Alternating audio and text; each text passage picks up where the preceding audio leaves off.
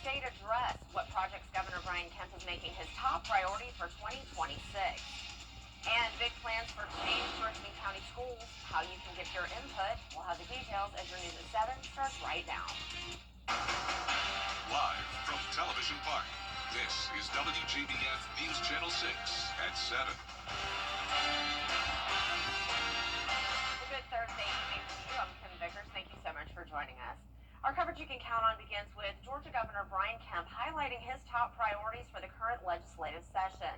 Part of that includes $35 million for natural gas expansion in rural communities. Atlanta Bureau Chief Archit Seshadri reports.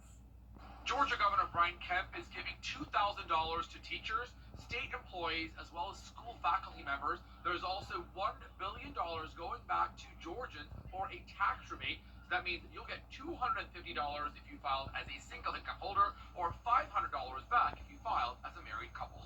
Due to a continued budget surplus, the governor says Georgia's state income tax rate would drop to just below 5%. Georgia Governor Brian Kemp's amended budget proposal includes $325 million for a new need-based scholarship called the Dream Scholarship, which he says will allow more students to have access to colleges here in the Peach State. This unprecedented initiative will also complement the Georgia Match program we launched in 2023. In just the first 2 years of Match, we've seen a 5.9% rise in USG enrollment and a 7.1% increase in TCSG enrollment. Meanwhile, other states around the country have seen decreases in public university enrollment, and 17 states are still well below pre-pandemic levels. Transportation is another key focus, with $200 million proposed for improvements to major roadways, including Georgia 316 to Athens. Since 2019, we've welcomed the 3 largest economic development projects in state history and continued Georgia's streak as the #1 state for business for an unprecedented 12 years in a row. But here in the best state for business, we don't just welcome big companies. We also champion small businesses that have a big impact on local communities. An additional $250 million will go towards local road projects statewide, along with $100 million to repair and improve rural bridges. Reporting at the Georgia State Capitol, Archit Seshadri, Atlanta Bureau Chief. Well, it's time now for a first look at your forecast with Chief Meteorologist Jenna Petracci. Jenna, it is frigid outside. Yeah, it was super cold all day long, not just with the low temperatures this morning, but even into the afternoon. We did not warm up much at all. Here's our Terry Lambert Hyundai Skyview cam over in Aiken. It's a dry night with temperatures much colder than they were last night. 14 degrees cooler in Augusta, 15 degrees cooler in Aiken. That means we're already in the 30s. 33 in Aiken, 36 in Augusta, 34 in Louisville and Thompson. Gibson, you're at 33, and we already have a few places at the freezing mark by the 7 o'clock hour. Now, the wind chill is well below freezing for everyone. It's feeling like a bitter 24 degrees in Aiken, and that's all thanks to these northwest winds sustained up to around 15 miles per hour, and we're seeing those winds gust up to 25 to 30 miles per hour.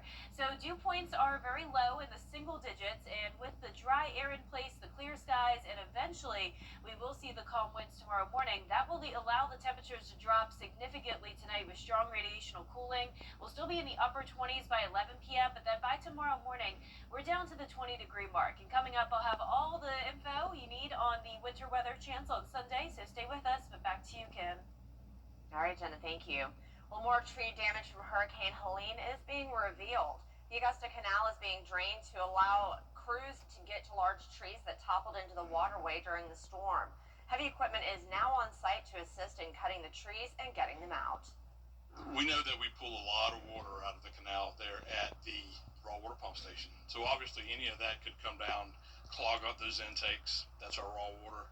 They could even go further past that and clog up, say, important gateway structures, discharge gates, and of course they'd give a pretty good bit of concern to the Canal Authority and their electric generation.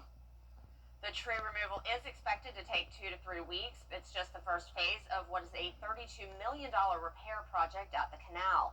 The plan is to keep that section of the canal trail open to the public during the work. The Community Foundation for the CSRA awarding more than $700,000 in grants to other nonprofits today. For 30 years, the Community Foundation has supported the missions of hundreds of nonprofits by connecting them with donors and providing grants through an endowment. Some of the organizations awarded grants this year include Bridge Builder Communities, Friends of North Augusta Animals, Gap Ministries, and Rise Augusta. Each nonprofit received between $10,000 and $15,000. We have made over $12 million in grants through this program itself. Just the Community Grants Program has awarded to hundreds of nonprofits over these years. It's the reason why we exist. And the Community Foundation is actually more than a funder. They're a resource for any nonprofit. Barry says she's blessed to be a part of the Community Foundation of the CSRA, and she looks forward to continuing to help local nonprofits that serve the community. A big conversation about potential changes coming to some Richmond County schools. Tonight was the first of 3 public hearings on the proposed consolidation plan. Graham Lee reports. Shantae Bradley has been organizing the Feed the Community event at Josie High School for the last 16 years. She's concerned that could change if the plan moves forward. I'm very concerned about what's next. Are we going to be able to have it? And then, I can't call it anything else because it's based and founded from Josie, in the heart of Josie and the alumni from there. The plan calls for Josie and Murphy Middle School to be torn down by the end of the school year and rebuilt into a district-wide career academy. Alumni say they want to see the space put to good use, but are concerned about a potential name change at the proposed facility. Having a college and career academy where services are offered in this lane makes sense. So that needs to be updated, and nobody is arguing against that for Josie. We're just arguing, don't change the name, don't remove the legacy. School district policy requires a naming process anytime leaders pursue a new project. A naming committee is in place with alumni, historians, and current employees, and they will decide the facility's name.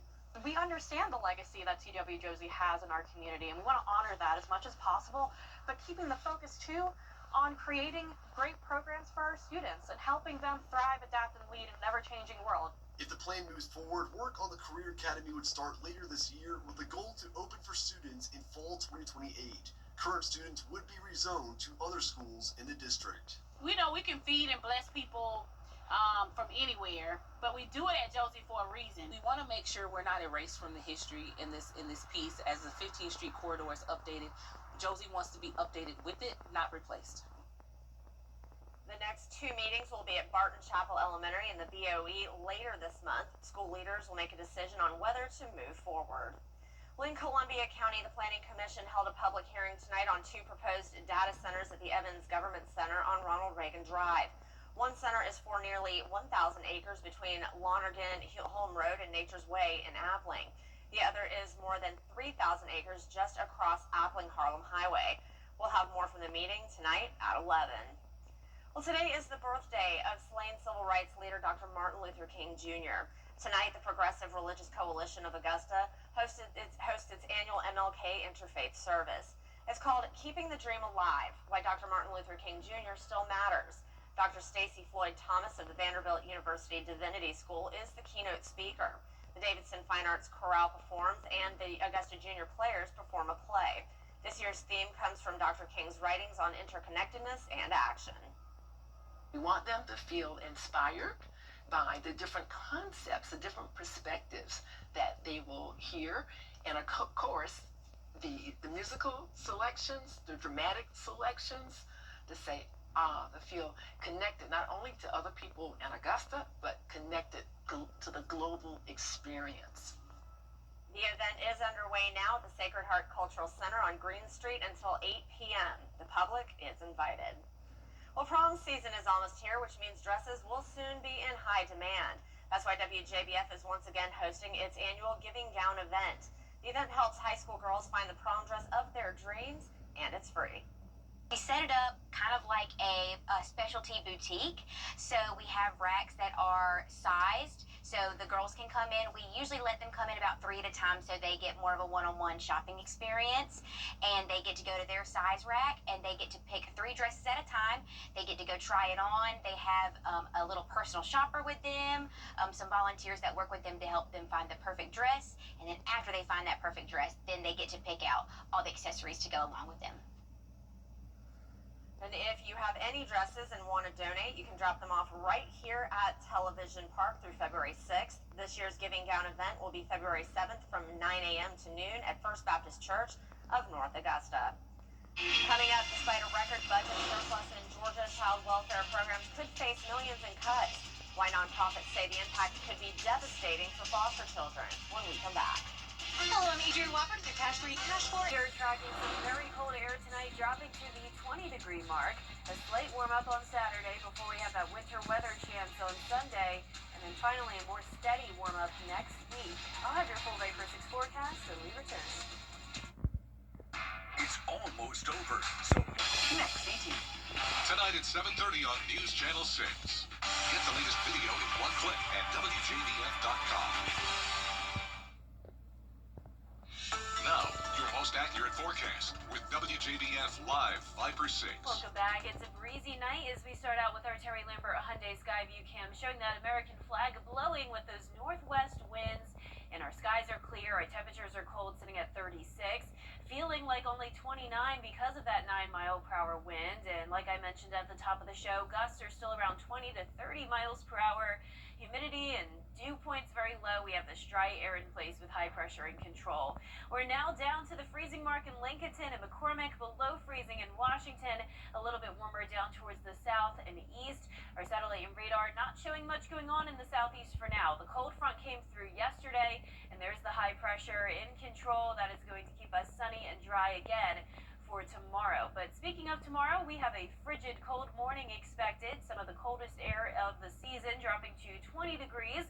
Some places in the upper teens as well. Now, luckily, notice the feels like temperature only a degree or 2 colder than the actual temperature. And that's because even though it's breezy right now, we are expecting those winds to decline all the way down to around just 2 miles per hour tomorrow morning. So low temperatures tonight will range from around 18 to 23 degrees. Some places could even get colder than that, especially those completely sheltered from the wind. But here's our futurecast tomorrow at 6 a.m. Notice the winds will start to come out of the southwest, and that's all ahead of our next cold front. So we'll actually see a bit of a warming trend as we go into Saturday, along with more cloud cover. So there's 6 a.m. on Saturday. We have some rain moving in our direction, but a lot of that will lose its steam as it moves into the CSRA. Just a few showers possible Saturday evening, and notice it's green, so that means it will just be rain. We're expecting those temperatures to be well above freezing on Saturday.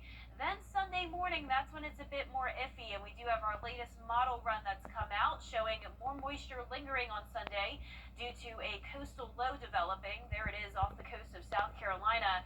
We're seeing the possibility of some snow and rain Sunday morning. There's going to be a changeover zone likely somewhere right across the CSRA where some of us will see just rain, others will see snow, but overall the chance of this becoming a significant event is definitely dwindling down, and it doesn't look like we'll see much snow accumulation. Of course, this is still a changing forecast, and we'll continue to monitor it for you, but it really all depends on the temperatures. We're going to be just on the cusp of the freezing mark, so that's why it's so uncertain here exactly how much snow this will be versus just a very cold rain. You can see Sunday morning at 4 a.m. we'll be in those mid to upper 30s, some places even in the lower 40s, and then as we go through the morning, some places could dip down to the freezing mark, but it's not looking very likely. So that's what we hope to see. We hope to continue to see those warmer temperatures to prevent that snow accumulation, but it's definitely going to be frigid again on Monday morning, 23 degrees. So keep in mind that any rain that falls on Sunday morning could end up freezing at the surface and turn into that dangerous black ice on Monday. But we'll be watching from around 4 a.m. to noon on Sunday for that potential winter weather threat. Then as we go into Martin Luther King Jr. Day, it's going to be sunny and dry, and we'll have that steady warm up next week with just rain in the forecast next weekend. So cold, so cold. Too cold for our liking. Yes, exactly. Well, before you head out the door tomorrow morning, it's also important to make sure your vehicle is prepared for the cold weather.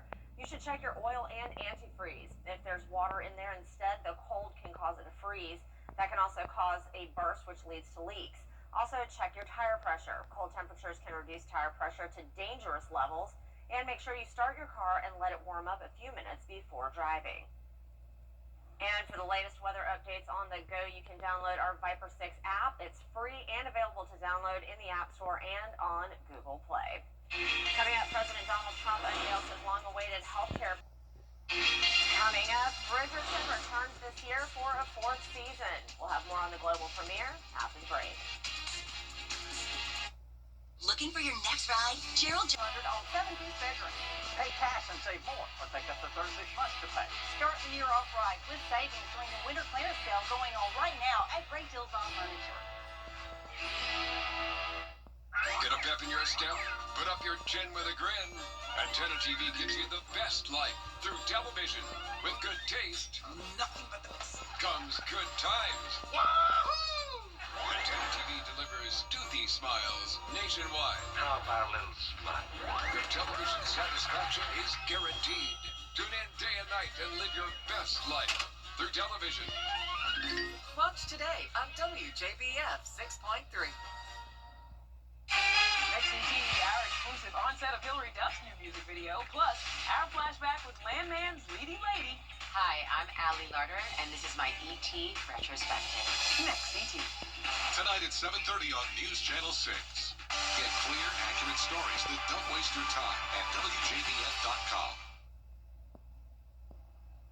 Dearest Gentle Rita, Season 4 of Netflix's hit series Bridgerton is almost here. That was my Lady Whistledown impression. Last night was the global premiere in Paris. This season will follow the second eldest Bridgerton sibling, Benedict, and his love interest, Sophie. And with the new season coming up, Funko Pop released new figures of favorite characters and some new to the show. Season 4 will debut in 2 parts. Part 1 releases January 29th, and Part 2 comes out February 26th. So mark those dates and tune in to the new drama of the Ton, or the Bon Ton. I'm obsessed with the show, absolutely obsessed. I have watched every single season at least 5 times, and 2 years is way too long to wait for this show. I'm so excited. I can't stand it. I can tell because that impression was incredible. I mean, can you do it again? Oh my gosh, Julie Andrews is one of my favorites, so I'm always trying to mimic her. She's incredible. So, I wish I could do the forecast in that voice, but I don't think I'm very good at impressions like that. So I'll just use my regular voice as we look at our 10-day forecast here. We're going to be down to 20 degrees tonight, a frigid start to Friday, highs in the 50s, a little bit warmer, above freezing on Saturday, a stray rain shower possible. Then that rain could be combined with snow Sunday morning, but gradually warming up next week. I'm just crossing my fingers that that's a no on the snow. Me too. All right, well, that's all we have for right now. We'll be back again tonight at 11. Have a great night.